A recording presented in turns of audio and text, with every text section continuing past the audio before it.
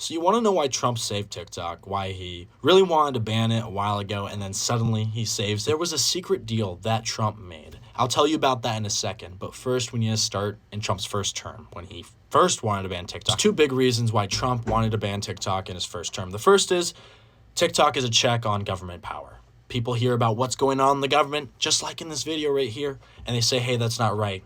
And they ask the government what's going on. Second reason, TikTok at the time was way more left-leaning than it is now. So we all know Trump's attempt to ban TikTok did not work out during his first term. So why did the Democrats ban it? Because they originally wanted to save TikTok while Trump was trying to ban it. Well, I've talked about it a lot, and the main reason is the pro-Israel lobby and the influence they have over our Congress. When Israel started bombing Gaza after October 7th with U.S. bombs, TikTok became a threat to Zionism.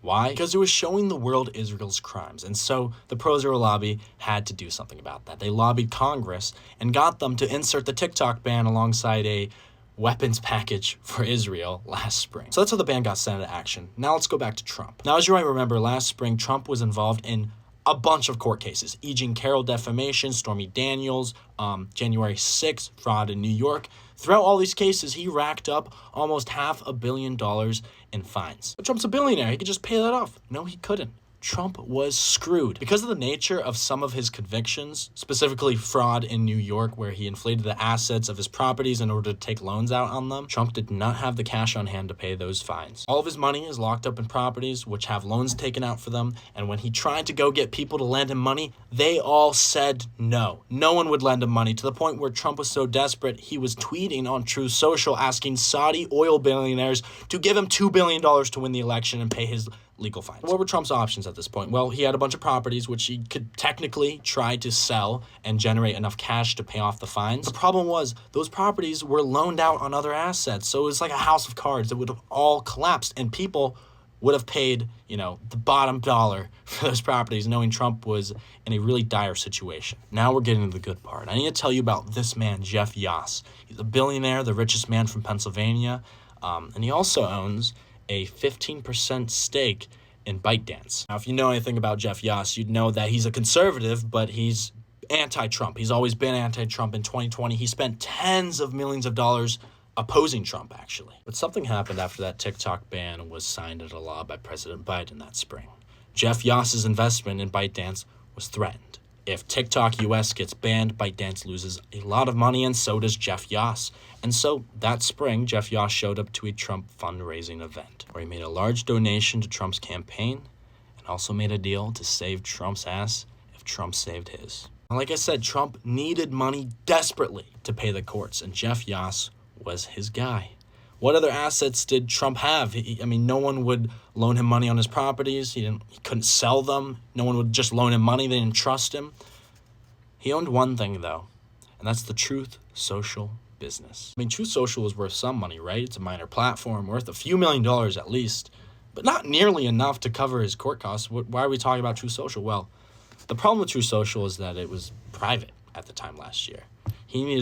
Trump needed a way to make it a publicly traded asset. Normally, when you have a private corporation, to take it public, you need to IPO, an initial public offering. You have to go through the SEC, jump through a bunch of regulation. It's a costly, time-consuming process. Trump needed a way to do it fast. So there's actually a way to get around all of that without having to go through all the regulation, and it's called using a special purpose acquisition company, or a SPAC.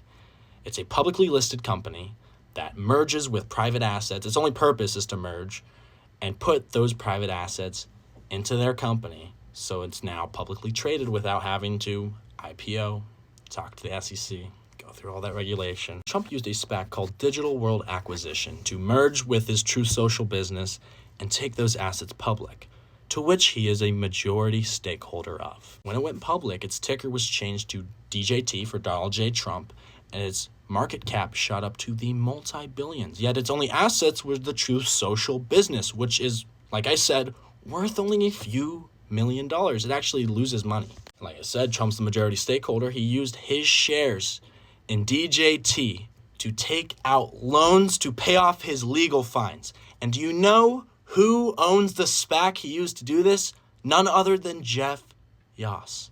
He saved Trump's ass. Now it's time for Trump to do the same for him. And so you'll see, Trump never talks about banning TikTok since that happened. So you'll see that shortly after all of this happened last spring, Trump joins TikTok, starts posting about it. The first video he makes, he goes, "I'm gonna save TikTok." I'm sure a bunch of you guys have seen that video. He has wild success with the platform, huge boost to his campaign. I think he got like 57 billion plus views on TikTok. So in these past 2-3 months, as this ban has gotten closer and closer to happening, as we all remember, Trump met with the TikTok CEO at Mar-a-Lago where they discussed saving TikTok. Trump invited the TikTok CEO to the inauguration, as well as Jeff Yass. They were all sitting together with the other tech oligarchs. That's why Trump sent the brief to the Supreme Court telling them not to ban it. That's why he signed the executive order keeping TikTok running. So that's the deal that was made.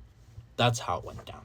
That's why Trump's opinion changed. That's why he joined TikTok. That's why he wanted to save it. And if you wanted to support me continuing to make this content for all you guys while I am in college, there's a link in my bio where you can support me. I'd really appreciate it. Thank you.